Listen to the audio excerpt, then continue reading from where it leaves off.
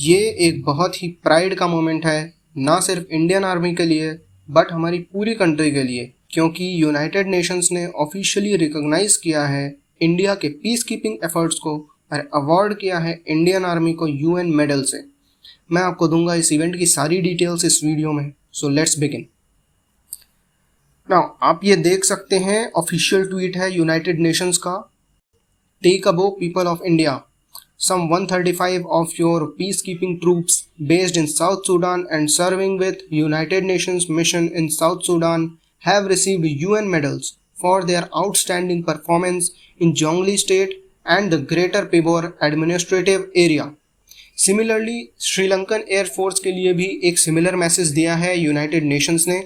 Smile and rejoice Sri Lanka, troops belonging to your aviation unit based in Bor, South Sudan and serving with United Nations mission in South Sudan have been awarded UN medals for their hard and dedicated work. Be proud of these 103 men.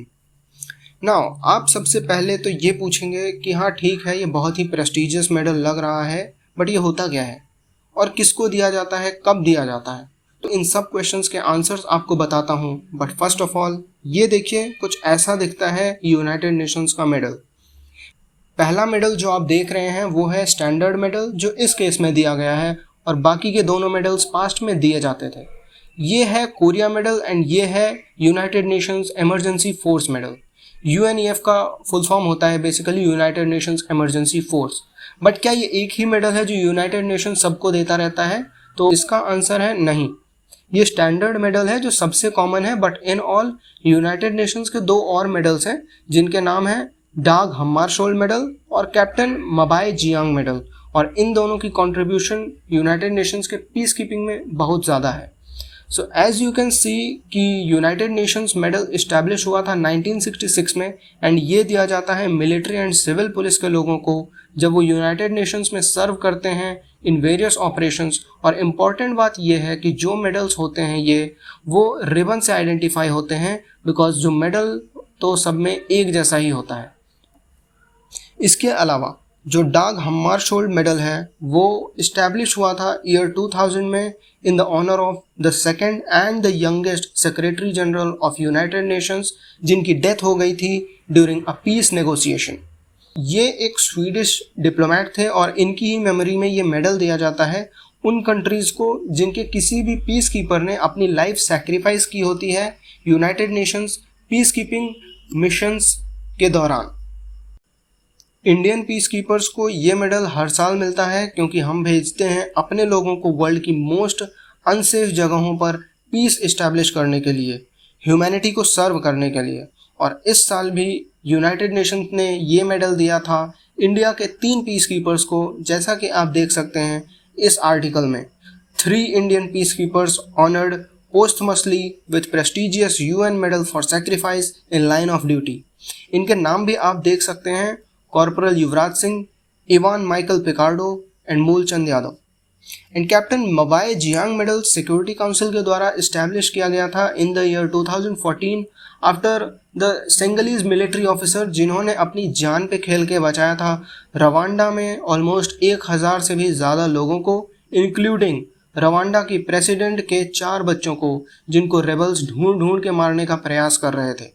और इसलिए इस medal को दिया जाता है उन लोगों को जिन्होंने एक्सेप्शनल करेज दिखाया हो यूनाइटेड नेशंस की सर्विस में। और ये मेडल किसी भी यूनाइटेड नेशंस पर्सनल को दिया जा सकता है, चाहे वो मिलिट्री का हो, पुलिस का हो, या फिर इवन स्टाफ ही क्यों ना हो।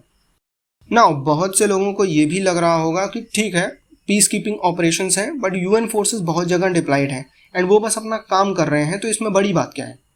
देखिए, यहाँ हम बात कर रहे हैं यूनाइटेड नेशंस के फोर्सेस की, जिसमें जो लोग जाते हैं वो किसी एक कंट्री से नहीं आते बल्कि डिफरेंट कंट्रीज से आते हैं, एंड उनका दूर दूर तक कोई रिलेशन नहीं होता यहाँ की पब्लिक से।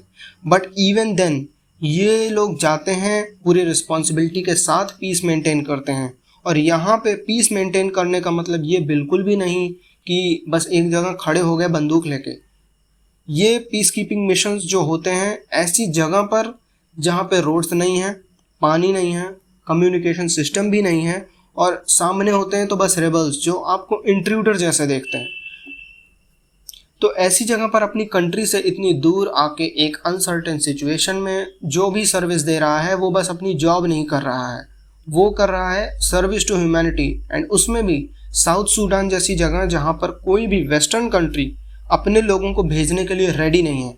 इनफैक्ट यूएसए, जिसके पास आपको बहुत सारे मिलिट्री बेसेस मिलेंगे, इनफैक्ट मिडिल ईस्ट में आपको यूएसए के बहुत सारे मिलिट्री बेसेस मिलेंगे, वो भी नहीं भेजता अपने सोल्जर्स को साउथ सूडान में।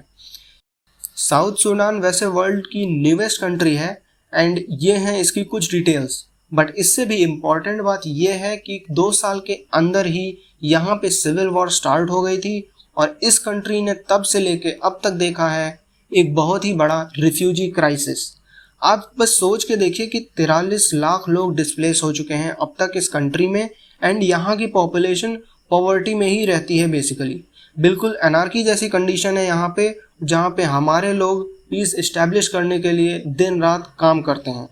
नाउ इन सब काम के लिए सैलरी देता है यूनाइटेड नेशंस एंड वो पैसा आता है मेनली इन कंट्रीज से जो हैं top monetary contribution to United Nations, जिसमें USA, China, Russia, Germany, France, ये सारे देश आते हैं। नाउ मैं यहाँ पे किसी की भी कंट्रीब्यूशन को नलीफाई या अंडरमाइन नहीं कर रहा हूँ, बिकॉज ये एक फैक्ट है कि अगर विकसित देश फाइनेंशियली हेल्प कर रहे हैं तो एशियन और अफ्रीकन देश जो हैं वो ग्राउंड लेवल पे एग्जीक्यूशन कर रहे हैं और ऐसा करने में कई बार उनको अपना जीवन भी दांव पे लगाना पड़ता है। फॉर एग्जाम्पल कुछ महीने पहले ही एक रिपोर्ट आई थी जहाँ पाकिस्तान के एक पीस कीपर की डेथ हो गई थी इन साउथ सूडान। ये आप देख सकते हैं डॉन का article, Pakistan peacekeeper dies in Sudan accident. But क्या इंडिया बस ट्रूप्स प्रोवाइड करता है? तो नहीं, इंडिया ने जब जब ज़रूरत पड़ी है, जिस भी देश को पड़ी है, आगे आया है हेल्प करने को बिकॉज ऑफ आवर वैल्यूज़।